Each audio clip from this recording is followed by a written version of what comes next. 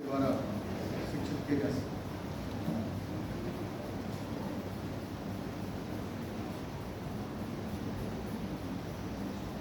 आइए हम सब अपनी आंखों को बंद करेंगे, दुआ में एक साथ शरीक होंगे। सर्वशक्तिमान परमेश्वर, राजाओं के राजा, प्रभु के प्रभु, हम सबके अधिकारी, हम आपका धन्यवाद देते हैं और आपका स्वागत करते हैं, क्योंकि प्रभु आप वो अधिकारी हैं जिसका अधिकार हर एक चीज के ऊपर है।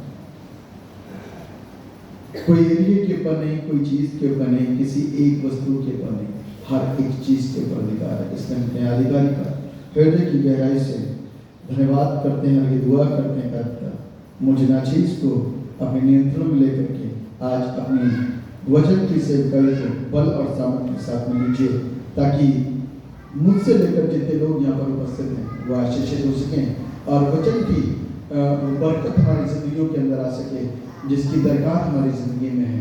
हो सकता है कुछ क्षेत्र अभी हमारे अंदर सुना पड़ा हो और जिसे सीखने की, जिसे समझने की जरूरत है, और उसे सुन और सीख करके हम अपने जिंदगी के उस सुने हिस्से को भर सकते हैं पवित्र आत्मा की सामर्थ्य से और उस वचन की शक्ति से। आप दया करेंगे हम वचनों के द्वारा बरकतों और आशीषों को प्राप्त करने का। धन्यवाद करके आपने हमारी दुआओं को सुना, यीशु मसीह के नाम से मांगते हैं, आमीन। जमात करवानी से अपने स्थान पर बैठ जाए।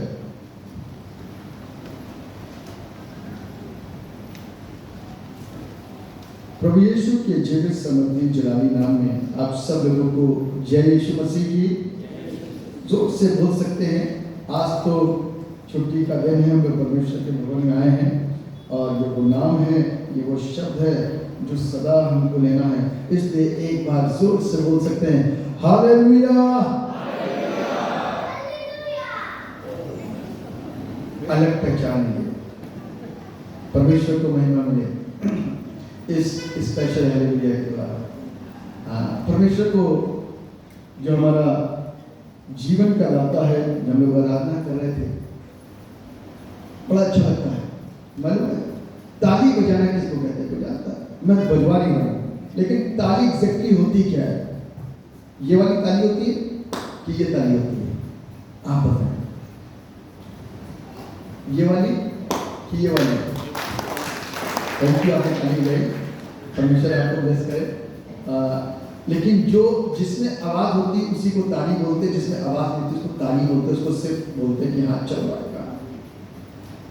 यदि आज हम परमेश्वर के भवन और आराधना में हैं और यदि हम ताली की तरह बज नहीं रहे तो हम आए हैं और वापस चले जाएंगे। इसलिए यहाँ पर हम जिस मकसद के लिए आए हैं वो मकसद हमारी जिंदगी के द्वारा पूरा होना चाहिए। यदि हम परमेश्वर के वचन की उन बातों को अपने साथ लेकर के अपने साथ जाना चाहते हैं तो उसके लिए तैयार हो जाएं, क्योंकि परमेश्वर ने हमको सुनने के लिए काम दिया। लेकिन दुआ करें कि प्रभु ये कान आज आपकी आवाज को सुने। दुआ करें कि परमेश्वर ये आंखें आपके कलाम की उन गहराइयों को देखने पाए जो अभी तक हिस्सा सुना पड़ा था, देख नहीं पाए। प्रभु इस दिमाग को इतना तेज कर दे कि ये अभी बहके नहीं, संसारिकता में घूमे नहीं, परंतु आज उन बातों में घूमे जिन बातों से आप हमको अपने वचन के स्वाद को चखाना चाहते हैं, ताकि इसका भेद हमारी जिंदगियों के अंदर काम कर सके। यदि ये काम कर गया तो हमारी जिंदगी आज बदल जाएगी। यदि ये काम कर गया, यदि ढंग से हमारी आंखें, कान और दिमाग ने आज काम करा ना, तो आज अद्भुत होगा। हालेलुया। काम फिर सिर्फ पादरी साहब का ही नहीं रह जाएगा, फिर आपको पता चल जाएगा कि आपकी रिस्पॉन्सिबिलिटी या मेरी रिस्पॉन्सिबिलिटी क्या है, मेरी आपकी जिम्मेदारी क्या है। क्योंकि जिम्मेदारी को निभाना हमें पता होना चाहिए कि हमारी जिम्मेदारियां कहाँ कहाँ हैं और कितनी हैं। आज इस विषय के ऊपर हम लोग मनन करने जा रहे हैं, बड़ा इंपॉर्टेंट है। हर सबक बड़ा इंपॉर्टेंट है, लेकिन परमेश्वर हर रविवार को कुछ नए संदेश से हम लोगों को भरते हैं और उन वचनों के द्वारा हम उन बरकतों को, उन आशीषों को प्राप्त कर पाते हैं, जिससे हमारी जिंदगी के हिस्से में वो ज्ञान का अपूर्णता, जो ज्ञान हमारे अंदर है, भरा हुआ है, लेकिन अपूर्णता है कोई चीज की, वो पूरी हो जाती है। और हम चाहते हैं कि परमेश्वर के वचन के वो भेद हमारी जिंदगी के अंदर आज काम कर जाए। तो जो चीज अभी भी संदेह के साथ में हमारे जहन के अंदर घूमती है, वो आज संदेह प्रभु यीशु के नाम से और इस वचन की कुवत के द्वारा और पवित्र आत्मा के अगुवाई के द्वारा वो संदेह सारे दूर हो सके और हम आशीषित हो सकें। आज का जो टॉपिक है, जो थीम है, वो है God's judgment is just and merciful, है ना। परमेश्वर का न्याय उचित और दयापूर्ण होता है। परमेश्वर का न्याय, आपको मालूम है कि परमेश्वर मेरी और आपकी जिंदगी का न्याय करने वाला परमेश्वर है। हम तो न्याय करते ही हैं, तुरंत देखा न्याय कर दिया, उधर देखा न्याय कर दिया, किसी को भी देखा फटाक से न्याय कर दिया, और वो न्याय कई बार बुराई बन जाता है, हमको पता नहीं चलता। कई बार वो न्याय छुप छुप के होता है, कई बार बड़ा सामने आता है। क्यों? क्योंकि जब उम्र में बड़े होते हैं तो सामने बोल देते हैं।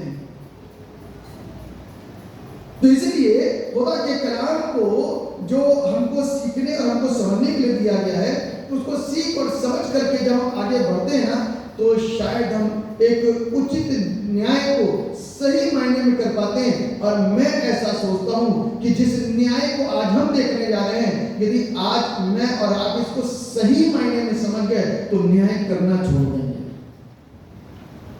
तो न्याय करना छोड़ देंगे। क्यों?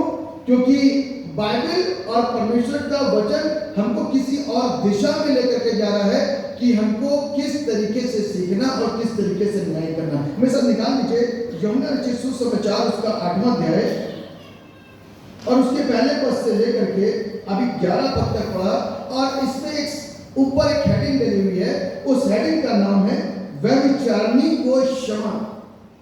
क्या बोला गया है?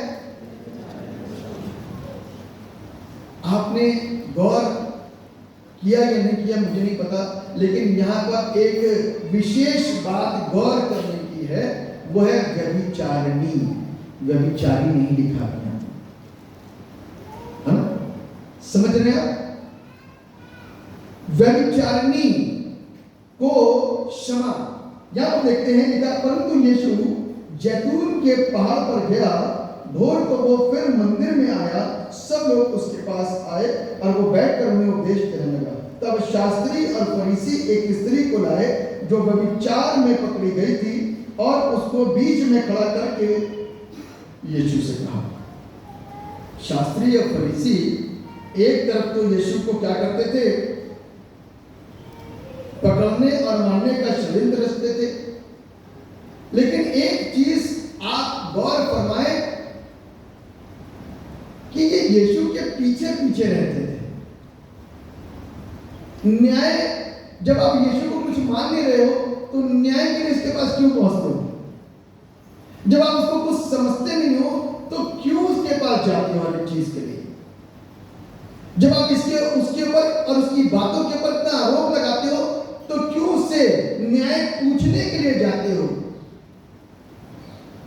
इसका मतलब कहीं ना कहीं तो दिमाग के अंदर कुछ चीजें थी। बाइबल कहती है, यही यूहन्ना रचित सुसमाचार उसके 3 अध्याय के अंदर निकोदेमस नाम का एक व्यक्ति, वो कहता है हम जानते हैं। अकेले अपनी बात नहीं कर रहा, कहता हम जानते हैं। इसका मतलब निकोदेमस कौन था मालूम है? वो भी एक अधिकारी था। हम जानते हैं। क्यों? हम जब शब्द आया है वो बहुवचन के लिए इस्तेमाल किया गया है, अकेले के लिए इस्तेमाल नहीं हुआ। इसका मतलब कि ये निकोदेमस कई बार अपने लोगों के साथ बैठा होगा, वार्तालाप होती होगी कि ये कैसे जीवन बांट रहा है, और हम इसको नकार नहीं सकते क्योंकि बड़ी अद्भुत काम और अद्भुत शिफाएं ये देता है। अंधे देख नहीं पाते, लेकिन ये जब कुछ बोलता है तो अंधा देखता है। दुष्ट आत्माएं निकल के भाग जाती है। इसकी उपस्थिति बड़ी खतरनाक होती है। जब इसकी एंट्री होती है तो दुष्ट आत्माएं तुरंत छूट जाती है। जब ये कुछ बोलता है तो आंधी और तूफान थम जाते हैं। हम जानते हैं कि जो कुछ तू करता है, यदि परमेश्वर तेरे साथ ना हो तो कर नहीं सकता। परमेश्वर तेरे साथ ना हो तो कर नहीं सकता। इसलिए ये हम शब्द का इस्तेमाल हुआ है। और आज जिस विषय को मैं आपके सामने लेकर के आया हूं, और ये लोग फिर फरीसी और शास्त्री यीशु के पास एक औरत को लेकर के आ गए, और बाइबल कहती है कि बीच में लाकर के खड़ा कर दिया एक तमाशा बनाने के लिए। क्या करने के लिए? एक तमाशा बनाने के लिए। और बाइबल हमको इस बात को कह रही है, लिखा हुआ है, और उसको बीच में खड़ा करके यीशु से कहा, हे गुरु, यह स्त्री व्यभिचार करते पकड़ी गई है। व्यवस्था में मूसा ने हमें आज्ञा दी है कि ऐसी स्त्रियों को पथरवाह करें। अब तू इस स्त्री के विषय में क्या कहता है? उन्होंने उसको परखने के लिए यह बात कही ताकि उस पर दोष लगाने के लिए कोई बात पाए। लिखा हुआ है कि उसने स्त्री को बीच में ला करके उन लोगों ने खड़ा कर दिया, कहा कि हमने इसको व्यभिचार में पकड़ा है। और मूसा की व्यवस्था कहती है कि ऐसी स्त्री जो व्यभिचार में पकड़ी जाए तो उसे पथरवाह कर दिया जाए। पर नहीं, पथरवाह करने वाली सजा होती थी। पथरवाह करते करते करते करते करते करते अपने शहरपना से बाहर निकाल दिया जाता था। लेकिन जिस व्यभिचार के विषय में यह बातचीत कर, व्यभिचार की कई कैटेगरी है, लेकिन जिस व्यभिचार को ये यहां पर कोट कर रहे हैं वो दो लोगों के द्वारा होता है। जिस व्यभिचार को ये कोट कर रहे हैं वो अकेली स्त्री के द्वारा नहीं हो सकता। यहां पर एक ऐसे व्यक्ति का भी होना लाजमी था जो वहां पर मौजूद था, लेकिन क्योंकि वो पावरफुल था, वो शक्तिशाली था, वो चुपके से वहां पर से निकल गया और हो सकता है उस भीड़ में भी आकर के खड़ा हो गया क्योंकि पुरुष था। पुरुष प्रधान स्थिति में वो अपने आप को क्या कर गया? सेव कर गया, बचा गया, और बेचारी उस स्त्री को लाकर के बीच में खड़ा कर दिया। और एक बात यहां पर बोल दी गई कि उन्होंने उसको परखने के लिए यह बात कही ताकि उस पर दोष लगाने के लिए कोई बात पाए, क्योंकि व्यवस्था के जानने वाले आधी व्यवस्था तो नहीं जानते, व्यवस्था तो पूरी जानते हैं। जिस व्यवस्था के अंदर लिखा हुआ है कि स्त्री और पुरुष दोनों यदि व्यभिचार में पकड़े जाते हैं तो दोनों सजा के हकदार हैं। दोनों सजा के हकदार हैं। एक पहलू को नहीं कुछ कहा जा सकता, एक पहलू के ऊपर उंगली नहीं उठाई जा सकती, एक जन को सजा नहीं दी जा सकती। इसीलिए दोनों पहलू वहां पर इंपॉर्टेंट हैं। यहां पर जिस विषय को, जिस पॉइंट को मैं आपके साथ में लेकर के आ रहा हूं, जिस पॉइंट को मैं आपके साथ में शेयर करने की कोशिश कर रहा हूं, वो ये है कि फरीसी और सदूकी किस तरीके से उस व्यवस्था को तोड़ने की कोशिश कर रहे हैं अपने शब्दों के द्वारा। ये पॉइंट है। और उसी लॉ को तोड़ मरोड़ करके यीशु के सामने प्रेजेंट करना चाह रहे हैं कि यदि ये अपने आप को गुरु बताता है, यदि ये व्यवस्था का जानकार है, ये इतनी बड़ी बड़ी बातें करता है, यदि ये सत्य को जानता है और व्यवस्था को जानता है, तो आज तोड़ी गई इस व्यवस्था को भी जानता होगा। देखते हैं क्या करते हैं। यदि गलत पाया गया तो दोष लगा देंगे। आज तो हैंड टू हैंड रिजल्ट निकलने वाला है। आज तो कल और परसों के ऊपर इसका न्याय निर्धारित नहीं है, ये आज और अभी और इसी समय होगा, क्योंकि यहाँ पर कल्प्रेट को भी सामने लाके खड़ा करा गया है और गवाह को भी ला करके खड़ा करा गया है और न्याय देने वाला भी यहाँ पर मौजूद है। अब देखते हैं कि क्या होगा। और परमेश्वर जो हर एक चीज का जानकार है, जो हर चीज को समझता है, जो बनाने वाला है, जो लॉ मेकर है, बाइबल कहती है, आपको ध्यान होगा, जब परमेश्वर ने मूसा को लॉ दी थी तो अपनी उंगलियों से लिखा, याद है? आज फिर जमीन बैठ के उंगली से कुछ लिखना शुरू करा। लॉ मेकर आप बात किससे कर रहे हो? आए तो सही जगह हो, सही व्यक्ति से बात कर रहे हो। अच्छा है कि कैसे भी करके आप उसको अपना न्यायी मान चुके हो मन के अंदर। आप कुछ भी सोचते हो, मैं फरीसी सदूकी की बात कर रहा हूं, आप कुछ भी सोचते हो, अल्टीमेट आपने उसको अपना जज मान लिया है, क्योंकि उसके पास न्याय की गुहार कर रहे हो और उसके पास व्यवस्था को ला करके बातें कर रहे हो और उस बंदे को जिसको आप कल्परेट कर रहे हो उस बंदे को मिला करके सामने खड़ा कर दिया है। अब न्याय कर। अब अपन लोगों ने जो अभी यहाँ पर पढ़ा थी वह है God's judgment is just and merciful, उचित और दयापूर्ण है। पहले तो उचित न्याय है। उचित न्याय से मतलब कि वो जो करेगा वो गलत नहीं करेगा, वो आगे पीछे दाएं बाएं ऊपर नीचे पूरब पश्चिम उत्तर दक्षिण हर चीज की जानकारी जानता है। वो हम उसको ऐसे ही समझ रहे हैं। जब वो इस बात को अच्छी तरीके से जानता है कि व्यवस्था का लिखने वाला मैं हूं, व्यवस्था का देने वाला मैं हूं, व्यवस्था के अंदर ऐसे कुकर्म के लिए सजा सिर्फ एक को नहीं दोनों को मिलनी चाहिए और मिलती है, तो ये आधे अधूरी सजा की मांग क्यों कर रहे हैं? सजा तो दोनों की होती है। इसीलिए उस परमेश्वर ने जैसे इन्होंने कहा, उन्होंने उसको परखने के लिए बात कही कि उस पर दोष लगाने के लिए कोई बात पाए, परंतु यीशु झुककर उंगली से भूमि पर लिखने लगा। जब वे उससे पूछते ही रहे तो उसने सीधे होकर के उनसे कहा, तुम में जो निष्पाप हो वही पहले उसको पत्थर मारे। पहला पॉइंट जो उसने उंगली से लिखा था ना, वो व्यवस्था को कंप्लीट किया था। 2 बार उंगली से लिखा उसने। फर्स्ट टाइम जब उंगली से उसने लिखना शुरू करा तो व्यवस्था कंप्लीट करी थी। ये स्त्री अकेले नहीं थी पाप में, इसके साथ कोई और नहीं था। हो सकता है तुम्हें बीच में कोई हो, तुम्हारे बीच में खड़ा हो, आप देख रहा हो क्या क्या होता है। और उसने पहले व्यवस्था को लिखा और ये लोग, इनके कान खड़े हो गए हो, इनकी आंखों से जो देख रहे हो समझ में आ गया हो, इनकी बुद्धि खुल गई हो कि भैया ये सब कुछ का जानता है। लेकिन फिर भी बाइबल कहती है ये प्रेशर डालते रहे, जोर देते रहे, बोल क्या करें। फिर उसने दोबारा लिखना शुरू करा और तब उनको उनके पाप नजर आने लगे, क्योंकि जब उसने इस बात को बोला, जिसने पाप ना किया हो वो पहला पत्थर इसको मारे।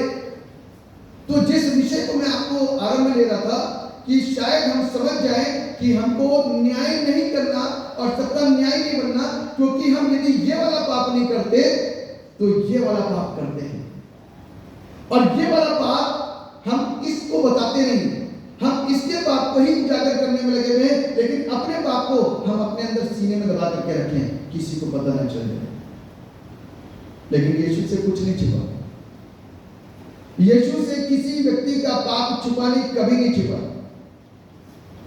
और जब वो लिख रहा है ना, तो बाइबल क्या कहती है? सब पत्थर लेकर के आए होंगे, पत्थरों को वहीं छुपाओ। सबको लिखा है, बच्चे से लेके जवान और बूढ़े तक सब आए थे। पुरुष ही थे, स्त्रियां नहीं थी। स्त्री तो सिर्फ एक थी जो वह विचार में पकड़ी गई। सब आए थे और पत्थर छोड़ दिए होंगे। और जब प्रभु लिख रहा है ना, बोल कुछ नहीं रहा, सिर्फ लिख रहा है, पाप समझ में आएगा। ये भी पाप है, ये भी पाप है, ये भी पाप है। प्रभु एग्जैक्टली उन पापों को लिख रहा होगा जो पाप वो करते थे। समझ में आ गया कि हम लायक ही नहीं, हम योग्य ही नहीं कि हम इस स्त्री को दंडित करें या कुछ कहें। और हो सकता है कि सबसे पहला पाप उस व्यक्ति का लिख दिया हो सकता है। भीड़ में खड़ा, क्या तू वहां पर नहीं था? वो डर गया हो। प्रोफेसी इसी को बोलते हैं, प्रोफेसी इसी को बोलते हैं, भविष्यवाणी इसी को बोलते हैं। कई बार आपने नबियों को देखा हो या ना देखा हो, लेकिन हम लोग तो इन प्रार्थनाओं में रहे, हमको आइडिया है, और सामने सामने चीजें बता दी जाती हैं कि कल तुमने क्या किया, रात को क्या कर किया है। तो इंसान डरते हैं उस प्रोफेसी से। तो यीशु जो एक हमारा बड़ा प्रॉफिट है, उसने जब लिखना शुरू करा तो लोगों ने एक ने भी पत्थर नहीं मारा, क्योंकि एक भी उसमें से निष्पाप नहीं था।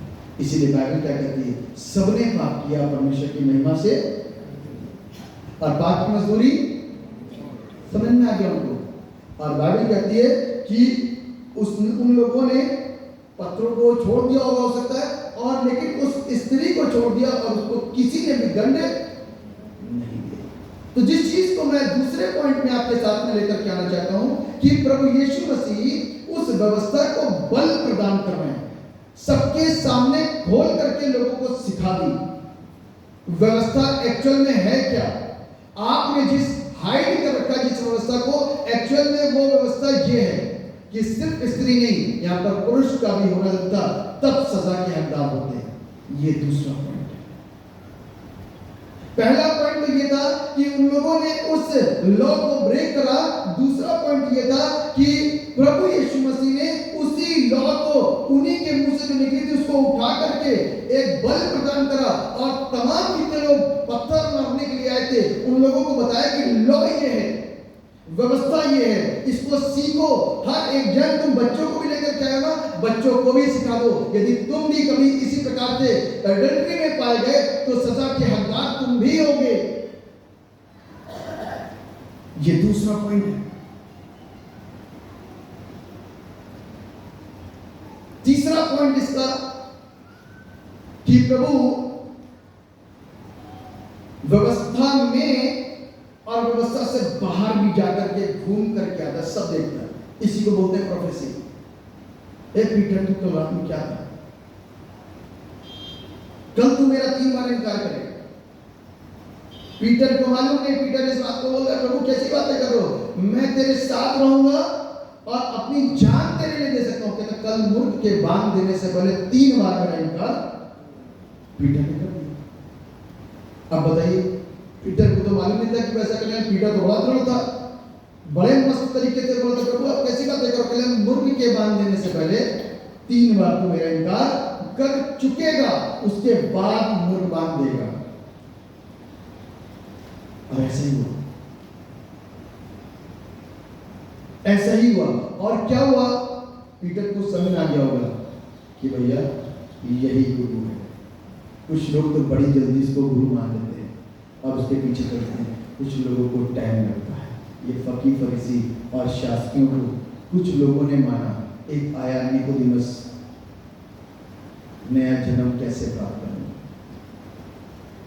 बाकी के लोगों ने नहीं माना, कुछ लोगों ने माना लेकिन बाकी के लोगों ने माना। लेकिन कुछ लोग प्रभु के जो चेले थे ना, उन लोगों ने प्रभु यीशु मसीह को अपना गुरु मान लिया, क्योंकि जो उसको उनको सिखाता था, उनको देख करके, सुन करके, सीख करके वो दिन प्रतिदिन बदलते जा रहे थे। उनकी जिंदगी के अंदर ये अनुभव, अभी फकीर फरीसी और शास्त्री के बीच में आप गौर फरमाइएगा, फकीर फरीसी और शास्त्री के बीच में वर्क ऑफ होली स्पिरिट कहीं नहीं लिखा। लेकिन जब चेले थे, उन लोगों के बीच में हर एक काम पवित्र आत्मा की सहायता से हुआ। आप सोचो कि ज्ञान किसका खुला था? फकीर फरीसी तो विश्वास ही नहीं करता इस चीज पे। What is Holi spirit?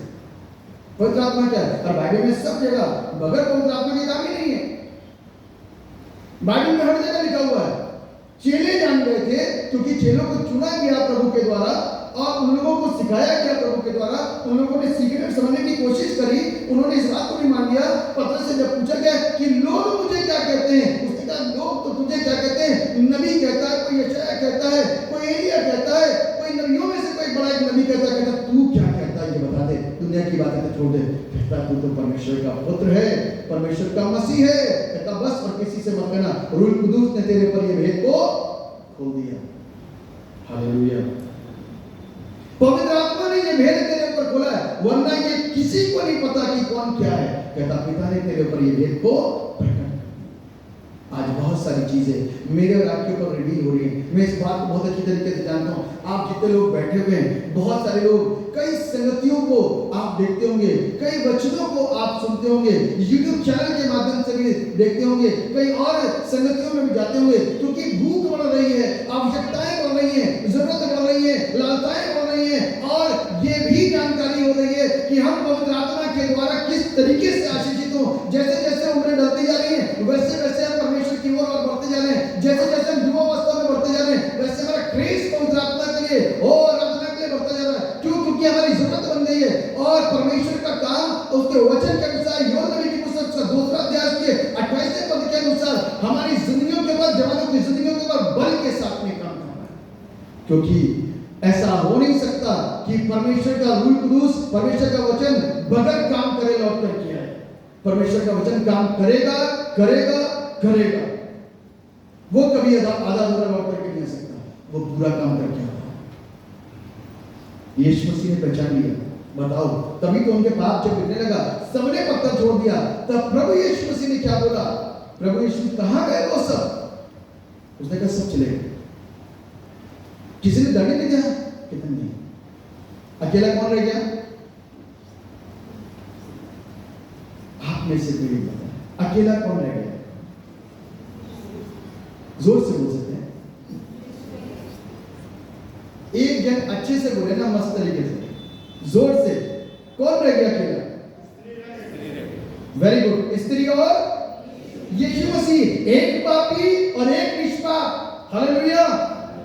पापी लोग सारे भाग गए, जिसके ऊपर सजा दी गई थी वो स्त्री रह गई। हकदार बैठा हुआ है सजा देने के लिए और इस बात को कहता, जा मैं तुझे दंड नहीं देता, दोबारा पाप मत करना। हालेलुया। पापी लोग तो क्या हो गए थे? रवाना हो गए उस जगह से, क्योंकि वो समझ गए ये गुरुओं का गुरु है जो उंगली से लिखता जाता है और उनको उनके पाप पता चलते जा रहे हैं। और उसके सामने, उस गुरु के सामने, क्योंकि बड़ी शिद्दत के साथ में आके व्यवस्था को लेकर के आए थे। हो सकता है कोई एक पोथी पत्री भी लेकर के आया हो कि व्यवस्था खोल के दिखा देंगे, इस अध्याय के अंदर, इस पद के अंदर ये चीजें लिखी गई है, ये देख प्रभु ऐसा लिखा है। प्रभु मूसा को व्यवस्था देने वाला, उसको तुम क्या दिखाने की कोशिश कर रहे हो? उसको क्या दिखाने की कोशिश कर रहे हैं? उसको मत दिखाओ, वो जानता है, वो हर एक चीज को जानता है। इसीलिए बाइबल हमको इस बात को सिखाती है। यीशु मसीह ने उस स्थिति में कहां गए? तुम सब चले गए, क्या जा मैं भी तुझे दंड, यानी कि यीशु दंड दे सकता था। वहां पर सिर्फ एक पवित्र और एक अपवित्र रह गया। यदि एक्चुअल में वो परमेश्वर होता तो ये पापिन स्त्री जल के भस्म हो जाती और जो पतवा करने के लिए आए थे वो भी जल के भस्म हो जाते। क्योंकि ये मीडिएटर था ना, इसने अपने आप को शून्य करा, क्योंकि वो प्रभाव मनुष्यों के ऊपर डायरेक्ट तरीके से ना आए।